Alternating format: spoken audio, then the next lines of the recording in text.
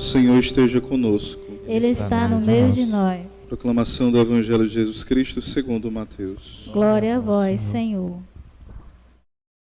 Naquele tempo disse Jesus aos seus discípulos: Não deis aos cães as coisas santas, nem atireis vossas pérolas aos porcos, para que eles não as pisem com os pés, e voltando-se contra vós, vos despedacem.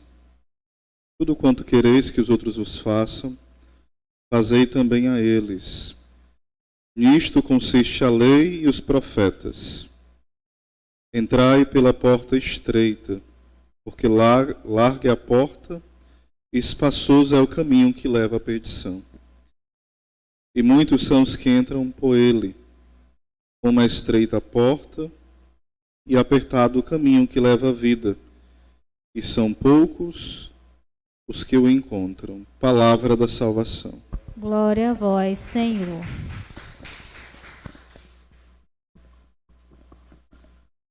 Com alegria está celebrando a festa de Nossa Senhora, nossa querida Mãe, do Perpétuo Socorro, que nos socorre em cada momento, desde o nosso nascimento espiritual até o dia da nossa morte biológica, né?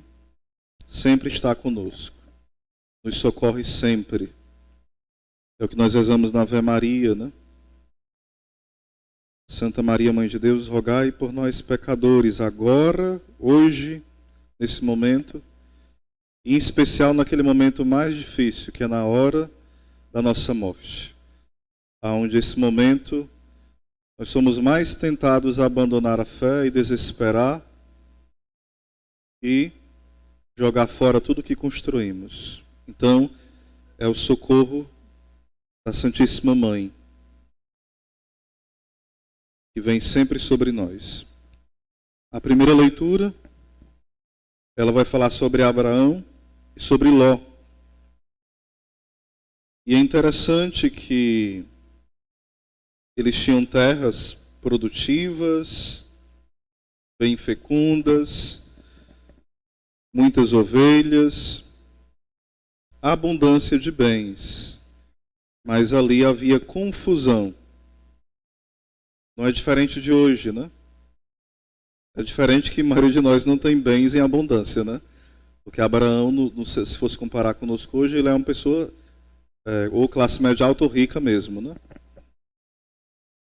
E nós, mesmo sendo pobres, criamos confusão sem ter muito. Se tivesse muito, a confusão era maior. Eu não canso de ver famílias, de aconselhar famílias que me procuram porque está confusão por conta de herança. A pessoa que morreu não deixou quase nada, mas o pouco que deixou ainda cria confusão entre os filhos. Isso é lamentável, né? Isso é o apego àquilo que passa. O nosso coração não está no alto. É o que nós rezamos na missa, corações ao alto. Nosso coração está em Deus. Mas às vezes a nossa vida diz o contrário. O nosso coração está na moto, na bicicleta, no apartamento, no carro, e em tudo, menos em Deus. A nossa vida deveria ser também essa resposta. O nosso coração está em Deus. Aí depois que houve tudo isso, Abraão viu que por bem que aqueles pastores que estavam com ele deveriam para o lado e os que estavam com Ló ir para outro, para não ter confusão. E daí se resolve, pelo menos a priori, o problema, né? Depois, já no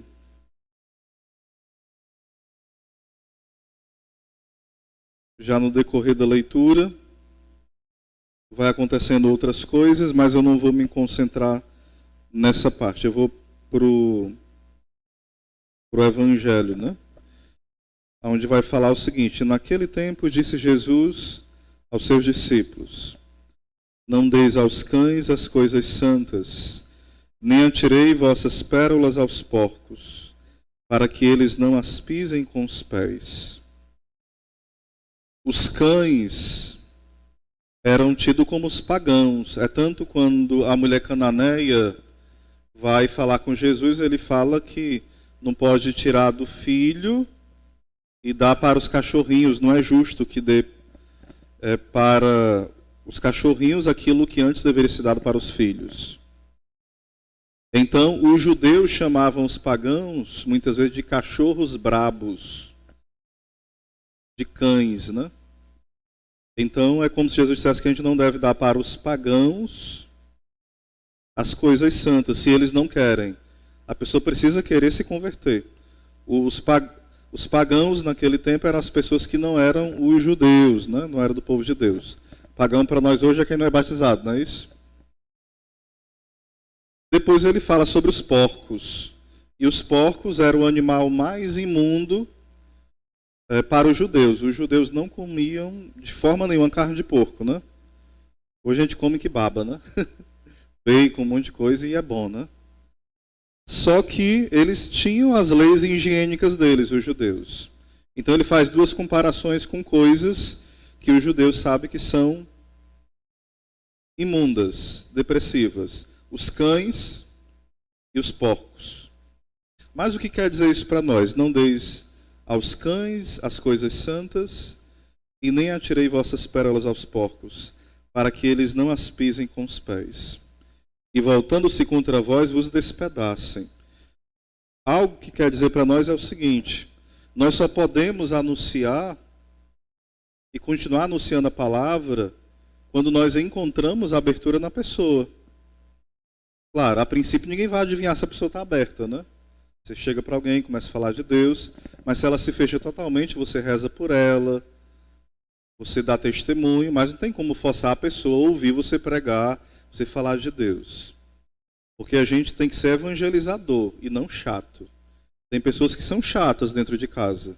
Todo mundo não é obrigado, por exemplo, tem 5 pessoas em casa, 2 frequentam a igreja. Aí a pessoa coloca o som bem alto para que os 3 escutem. Como se fosse obrigado, né? A escutar só porque ele participa. Aí coloca no texto bem alto só para os 3 ouvirem, né? Aí depois a pessoa não quer estar, você é um endemoniado, não quer nada com Deus, é um ateu. Não, isso nunca vai ajudar a pessoa a se converter. Ela vai ter pavor, né?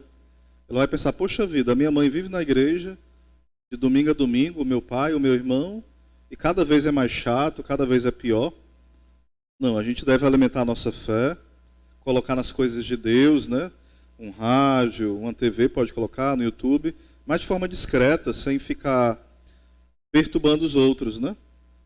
Mas também os outros não devem perturbar a gente, né? Tá lá no funk dele, quer que todo mundo escute na casa, né? Às vezes a gente perde o senso das coisas, né? A gente às vezes anda muito nessas topiques, ônibus, né? Quem é pobre não tem carro, nem eu, né? Aí anda muito. E a gente percebe a falta de educação do brasileiro, né? Empurra todo tipo de música alto, né? Para todo mundo ouvir. Então falta bom senso em todas as partes. Então nós não podemos obrigar as pessoas a aceitarem a palavra de Deus. Existe a liberdade. Deus não obriga ninguém a ir para o céu. Deus não obriga ninguém a buscá-lo. Deus convida. Deus nos chama. E aqui fala assim, para que eles não as pisem, pisem o quê? As coisas santas. A graça de Deus, a Eucaristia, não banalize essas coisas. Ninguém obriga ninguém a se confessar. Ah, menino, tem que confessar. Você tem que ajudar a pessoa a querer confessar. Mas se ela não quer, e ela vai confessar sem nenhum arrependimento, não é válida aquela confissão. Vocês estão entendendo? Então as coisas santas, nós não fazemos as pessoas engolirem. Nós anunciamos, nós convidamos, nós testemunhamos. É diferente. Continuando. Tudo quanto quereis que os outros vos façam, fazei também a eles. É a famosa regra de ouro do Evangelho.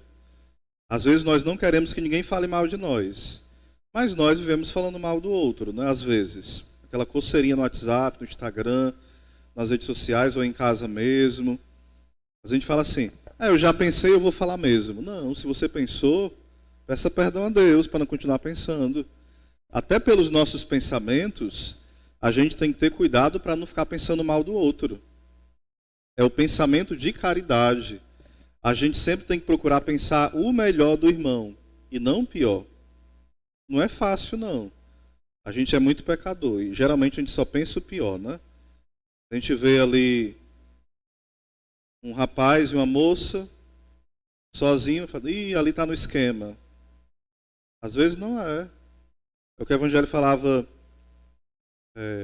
ontem, né? Não julgueis e não sereis julgados. A gente não quer ser julgado, mas vive julgando, né? Julgando de forma ferrenha.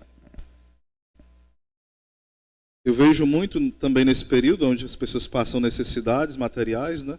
Todo mundo às vezes quer receber uma cesta básica, quer receber uma ajuda, né? Mas às vezes vem uma pessoa pedindo, faz é falar mal, né? Não socorre. Ou não diz, tem alguém lá que pode te doar. Uma pessoa dessa, nova, uma mulher dessa bonita, está aí passando fome porque quer. A gente tem uma língua que parece que a gente morre, é um caixão para o corpo, outro para a língua, né? Misericórdia. Continuando. Entrai pela porta estreita. E aqui tem tudo a ver com o Salmo, né?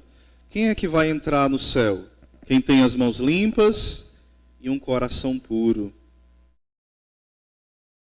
As mãos limpas é viver uma vida coerente ao Evangelho. E um coração puro é um coração reto, que quer agradar a Deus. Porque às vezes nós podemos ter atitudes boas, mas com intenção torta. Eu vou cantar, para quê? Não tem nada para fazer, vou cantar. Eu vou celebrar, para quê? Não tem nada que fazer, vou celebrar. Vou celebrar porque pelo menos eu me aproximo de alguém, se um dia eu precisar de ajuda, alguém me ajuda. Ou seja, intenções tortas. Eu vou ajudar tal pessoa porque quem sabe um dia ela me ajuda, né? É uma intenção o quê? Torta, não é reta. Não é para agradar a Deus, é para benefício próprio. Então não é um coração limpo, é um coração sujo, torto. Então, entrar pela porta estreita, essa porta é a porta do céu, é a porta de viver a radicalidade do Evangelho. Nós queremos viver tudo o contrário do que manda o Evangelho e o Catecismo. Tem pregações que eu faço e as pessoas ficam... Aqui é até razoável, eu não tenho pregado em temas tão polêmicos, né? Mas o Souza que me acompanha nas pregações, pelo menos acompanhou 2 anos, né, Souza? Ele sabe que às vezes eu prego normal e tem vezes que eu toco em temas bem espinhosos, né? Que incomodam. Incomodam porque é porta estreita. Estreita mesmo. Falar de temas que ninguém quer falar.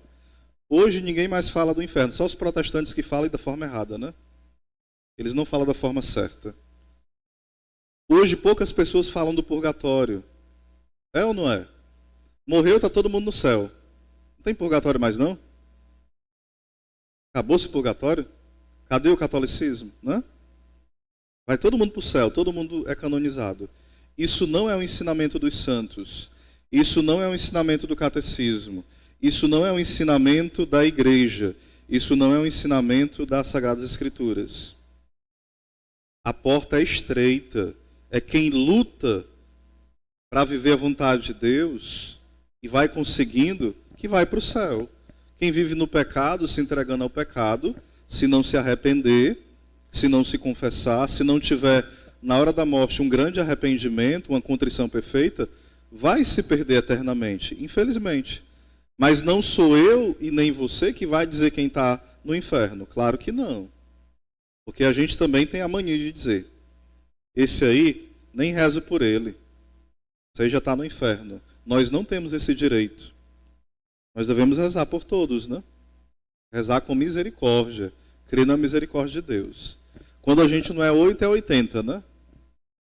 Então a porta é o quê? Estreita.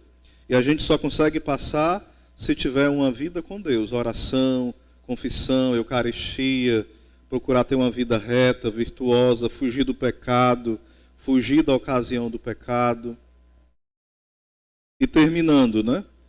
Como é estreita a porta e apertado o caminho que leva à vida, e são poucos os que encontram. São poucos por quê? Porque não querem lutar. Somente estar aqui não garante céu para ninguém. Somente estar aqui não garante que a gente está fazendo o que Deus quer. A quem mais foi dado, mais é o quê? Cobrado. Então a gente precisa olhar para essa palavra não como uma ameaça, mas dizer, Senhor, Tu me dá tanto, me dê a graça de Te corresponder, de viver a Tua vontade, né? É preciso pedir a Deus com humildade. Que neste dia a gente possa ser iluminado pelo Senhor e que a gente pare de buscar essa porta espaçosa, larga, que conduz ao que fala o Evangelho? A perdição. Vamos falar? A porta larga, todo mundo, a porta larga conduz à perdição. Quem quer a perdição, diga eu. Ninguém, né? Quem quer o céu, diga eu. Todo mundo. Então, vamos caminhar pela porta estreita. Louvado seja nosso Senhor Jesus Cristo.